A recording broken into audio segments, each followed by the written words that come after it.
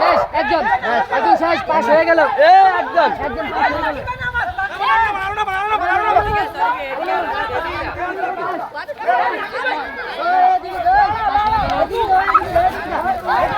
biscuit খাচ্ছে আমাদের সরাসরি চলে গেল বিস্কিট খাবার জন্য লাফালাফি চলছে হ্যাঁ সরাসরি হ্যাঁ বিস্কিট খাওয়ানোর জন্য লাফালাফি চলতেছে সবাই বিস্কিট খাবে রাজু ভাই হ্যাঁ